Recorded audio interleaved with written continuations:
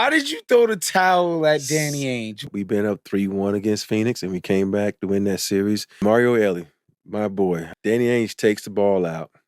They're down. We about to win the game. He takes it and throws it and hits Mario right in the face with the ball. Like point blank. People forget he was a pitcher. He had more. He probably been better off playing baseball than basketball. A couple of years later, I get traded. And so we walking in the hallway and they're showing us the facilities, Sam Cassell and I. And he was like, I know I hit Mario in the face on purpose with the ball. He tells me that. I was like, in my back of my mind, I'm like, I already don't like you, dude. So now you're going to be able to coach.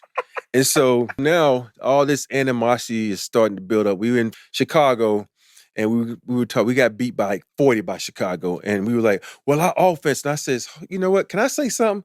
I said, we keep talking about our offense, man. We got beat by 40. What about our defense? And then Danny Ainge's like, defense? You the worst defensive player on the team. I'm like, whoa, dude. I said 100 steals, 100 blocks, 100 threes, first player ever to do that. So I'm playing over here with, God rest his soul, Wayman Tisdale, Danny Manning, and Wesley Person, and you say I'm the worst defensive man, F you. And so he was an assistant coach. And then the coach quit, and then he became the head coach. And then we traded away Michael Finley, who was my boy. We traded away AC Green. And my dog, Sam Cassell, got traded. So he said, well, we traded away those people to give you more time.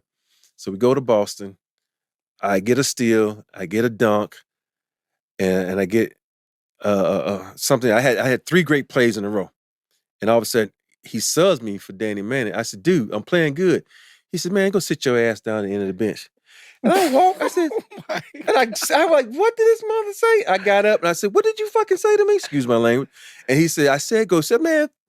And I threw the towel in his face and walked down early in the bench. So after the game, we go in the locker room, and Joe Klein was like, steps up and like, man, we don't do that shit here. I said, man, fuck your big-headed ass. He's like, what? We don't do that shit. And then I said, what you want to fucking do about it?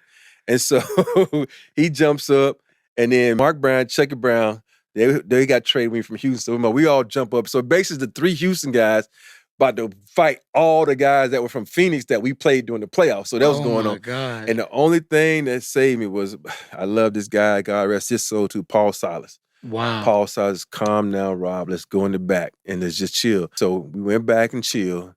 We went back to Phoenix. They suspended me for 2 games. And then after that, Danny Ainge called me on the phone and said, I hate to say this, I just probably won you some more championships. I'm like, what do you mean by that?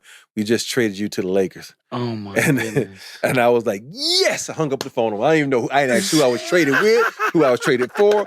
I got in my car, and I drove to L.A. the next day.